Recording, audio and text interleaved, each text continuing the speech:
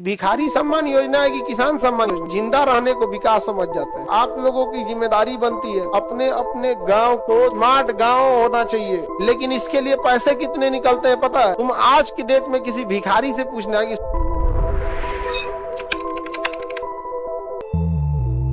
किसान सम्मान निधि जो है 6,000 रुपया सालाना है। 6,000 रुपया सालाना 6,000 है ना जी। महीने का कितना? 500, मतलब महीने का 2,000 500 रुपया हर महीने देगा ना, कितना आएगा? 6,000। अब जरा तुम सोचो, 500 रुपया महीना का किसान का सम्मान निधि मिल रहा है, दिन का बताओ कितना? 500 में 30 से भाग दे दो, कितना रुपया होता है? 16 रुपया। 16 रुपया। तो किसानों का सम्मान इतना है कि आपको प्रतिदिन 16 रुपया मिलेगा।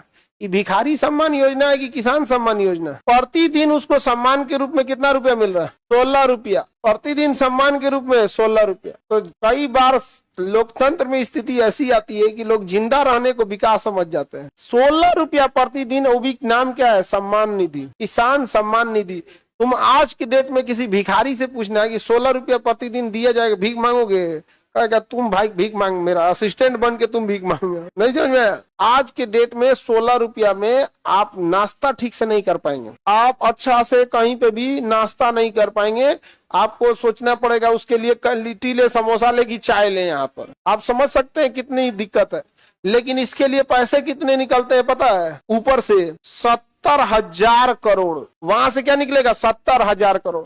आप बताओ, इस 70,000 करोड़ से कोई फास्फोरस की फैक्ट्री डाल दे, वो डीएपी जो खेत में डाल रहा है 1,800 रुपया बोरा खरीद के, 1,600 रुपया बोरा खरीद के, यूरिया का कारखाना डाल दे, या फिर उस 70,000 करोड़ हर साल जो निकल रहा है फिक्स कर दे कि इस साल हम यूपी को ध्यान रखेंगे, इस 70,000 करोड़ उत्तर प्रदेश को इस साल देंगे और पूरी नहरों को बसा देंगे, पूरा नहर बना देंगे, उसकी सिंचाई का पैसा बच गया।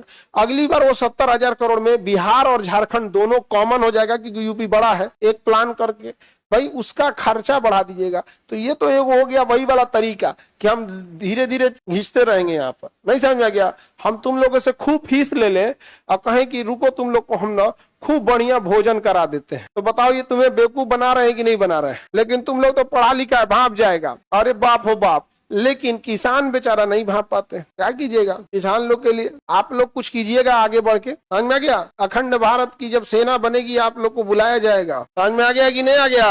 और आप ही लोग बदलिएगा। समझ में आया?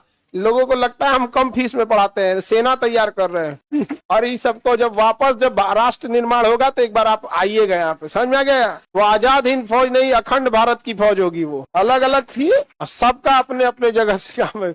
और तुम लोग को, बाकी सब लोग को लगता है हम सस्ता में पढ़ा रहे हैं। अरे बाबू बड़ी दूर तक सोच के रखे हैं। समझ रहे हैं कि नहीं? आप लोग हर गाँव तक, आज हर गाँव तक अगर हम कुछ कहें कि ये बात पहुंचाना है तो आप पहुंचा सकते हैं ठीक से, कि ये वार्ड तक पहुंच सकता है, बिल्कुल पहुंच सकता है। यदि अगर हमें किसानों की कोई स्थिति चेंज करनी हुई, कोई टेक्नोलॉजी आई, उसमें हम प्रयोग किए, पहले ये हुआ, ठीक ठाक रहा, उसके बाद अगर हम ये बताएं कि बाबू ये गांव तक पहुंचा देना, तो बताओ पहले सरकार पहुंचा पाएगी कि पहले आप लोग? तो फिर काहे को भरोसे बैठना है? तुम लोग खुद से ना चेंज कर सकते हो? और अगर हम लोग ये भीड़ जाएं कि एक रिसर्च, जैसे यहाँ Khan GS research centre, GS का रिसर्च हुआ, फिर ग्लोबल स्टडीज बन गया कि नहीं बन गया? उसी तरह अगर हर फसल पे रिसर्च करते करते, जैसे अगर 20 गो फसल पे रिसर्च कर दिया जाए तो मेनली 20 से 30 फसल आदमी बोता है घुमा फिरा के। सब्जी का 10-15 वेराइटी अमूमन आदमी बोता है, इधर गेहूं और धान। धान की सबसे बड़ी की समस्या ऊपरा से पीला हो जाता है। पेड़ में ऊपरा से क्या हो जाएगा? पीला हो जाएगा। नहीं हो जाता है? कौन सा टिड्डी उसको मारता है, कौन नहीं मारता है? समझ में आया कि नहीं आ गया? यहाँ पे तो इस सब में चेंजिंग ज्यादा जरूरी है, पैसा खर्च करके।